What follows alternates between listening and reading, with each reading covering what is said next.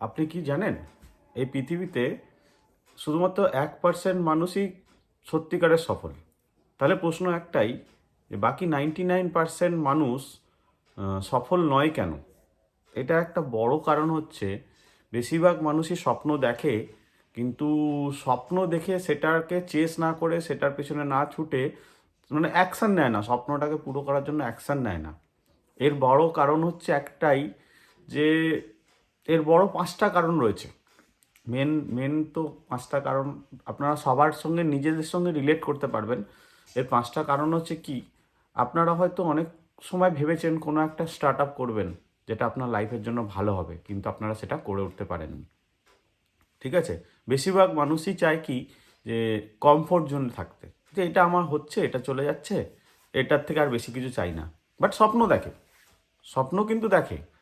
তো বেশিরভাগ মানুষের ক্ষেত্রে এই প্রবলেমটা, যে কমফোর্ট জোনে তারা থাকতে চায়।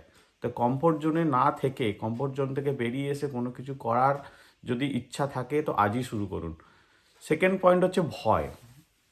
ভয় মানুষকে একটা জায়গায় নিয়ে যায়, যে দেখুন, ভয়ে মানুষ, আপনি কিছু একটা স্টার্ট করলেন, সেটা ঠিক হবে কি না হবে না, সেটা শুরু করার আগেই ভয় পাচ্ছেন। সেটা থেকে কিন্তু সেটার জন্যও মানুষ ব্যর্থ হয়।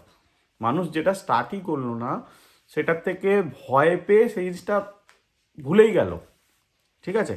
আর তৃতীয়ত পয়েন্ট হচ্ছে আজকে যেটা করার কথা সেটা কালকে করার কথা ভাবা, যে কালকে করব, কাল থেকে শুরু করব। সেই কালটা কিন্তু আর আসে না। ঠিক আছে? সেই কালটা কালটা কালই রয়ে যায়। তো মানুষ, এই যে ডিফারেন্স, এই যে সফল আর অসফল মানুষের মধ্যে ডিফারেন্স, এই জায়গাটা কিন্তু প্রচুর বড়। ঠিক আছে?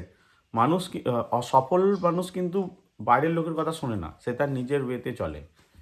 ঠিক আছে? আর অসফল মানুষ কি করে, যারা সফল হতে পারে না, তারা কিন্তু স্টার্ট আপ কোনো কিছু করার আগে ভয় পায়, একটা কমফোর্ট জোনে থাকার চেষ্টা করে। ঠিক আছে? তো মনে যদি হয় আপনাদের সঙ্গে এই জিনিসগুলো রিলেট করছে, আরও বাকি যে দুটো পয়েন্ট আছে, আমি খুব ভালো পয়েন্ট আপনাদের সঙ্গে বলবো, যদি রিলেট করতে পারেন অবশ্যই ভিডিওটা লাইক করবেন।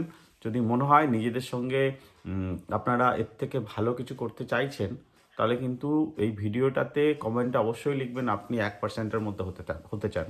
99% তো অনেক মানুষ রয়েছে। ঠিক আছে? তো যেটা মনে ভাবছেন, যেটা আপনার ডিজায়ারের মধ্যে রয়েছে, যেটা আপনার স্বপ্ন রয়েছে, সেটাকে কিন্তু চেস করতে হবে। কারণ সফল মানুষেরা কিন্তু কোনোদিন ঘরে বসে থাকে না, তারা কিন্তু কন্টিনিউয়াসলি সেই কষ্টটা সহ্য করে।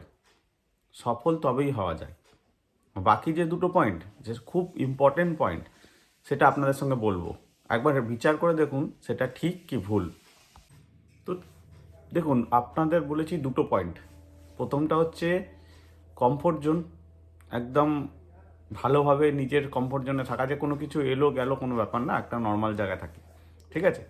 সেকেন্ড হচ্ছে ভয়, লোকে কি বলবে, সে তার জন্য কোনো কিছু না করা। থার্ড হচ্ছে কি, আপনার দেখুন, আপনি যদি ডিসিপ্লিন না থাকেন লাইফে, কোনো কিছু হয়তো রেজাল্ট আসছে না, আপনি ফার্স্ট্রেটেড, রেজাল্ট আসছে না, হতেই পারে। তো ডিসিপ্লিন তার জন্য ভেঙে আপনি ডিসিপ্লিনে না থেকে অন্য কিছু কাজ করাটা হচ্ছে কিন্তু অসফলতার একটা কারণ। কারণ ডিসিপ্লিন, যদি আপনি যাই কিছু করে থাকেন, একই জিনিস যতক্ষণ না রিপিট করবেন, ডিসিপ্লিনের সঙ্গে করবেন, ততক্ষণ কিন্তু সফলতা আসবে না। ঠিক আছে? তো থার্ড পয়েন্ট, এটা খুব বড় পয়েন্ট। অনেকে এটা করেন, হয়তো কোনো কিছু করা শুরু করেছেন, সেটা কনসিস্টেন্সি না করে আপনি মাঝপথে সেটাকে ছেড়ে দিচ্ছেন, সেটাও জন্য একটা বড় কারণ। ফোর্থ পয়েন্ট হচ্ছে আপনি একটা এমন আইডল চুজ করছেন লাইফে, এমন কাউকে কপি করছেন বা কাউকে ফলো করছেন যে নিজেই অসফল। ঠিক আছে? এটা একটা বড় রিজন যে সফল না হওয়ার। কারণ সে কীভাবে লাইফস্টাইল তার বেছে নিয়েছে, তার যাকে আপনি ফলো করছেন তার লাইফে নিজেরই কিছু মানে ইন্সপিরেশনাল কিছু সে ক্রিয়েট করেনি। তো আপনি তাকে ফলো করছেন মানে তাহলে আপনি তাকে, কি বলবো, আপনার নিজের ড্রিমকে আপনি চেস করছেন না, আপনি ভুল মানুষকে চেস করছেন। ঠিক আছে? তো এমন আইডল চুজ করুন যারা ছোট থেকে বড় হয়েছে। ঠিক আছে? তাদের লাইফে অনেক কিছু ইন্সপিরেশনাল স্টোরি রয়েছে, সেইগুলো শুনুন, সেইগুলো জানুন। তো অবশ্যই নিজেকে মোটিভেট রাখুন। ঠিক আছে? এটা একটা বড় রিজন যে ম্যাক্সিমাম মানুষকে ভুল আইডল চুজ করে ফেলে। ঠিক আছে? আর ফিফথ যে পয়েন্টটা যেটা আপনাকে বলবো, সেটা শর্টকাট মেন্টালিটি। ফিফথ যে পয়েন্টটা হচ্ছে সেটা হচ্ছে শর্টকাট মেন্টালিটি। আপনি যদি সব কিছুই রাতারাতি চান, রাতারাতি আপনি বড় ফেম পাবেন, বড় কিছু মানে অ্যাচিভ করে নেবেন, সেটা কিন্তু পসিবল না। সেটা হয়তো কারোর ভাগ্যে চলে আসে, লাকে থাকে, কিন্তু ম্যাক্সিমাম লোকের ক্ষেত্রে কিন্তু সেটা হয় না। আপনি যদি কোনো ড্রিমটাকে আপনাকে চেস করতে গেলে আপনাকে কিন্তু তার প্রতি হার্ডওয়ার্ক করতে হবে, ঠিক আছে? আমি আমার নিজের কথাই বলছি।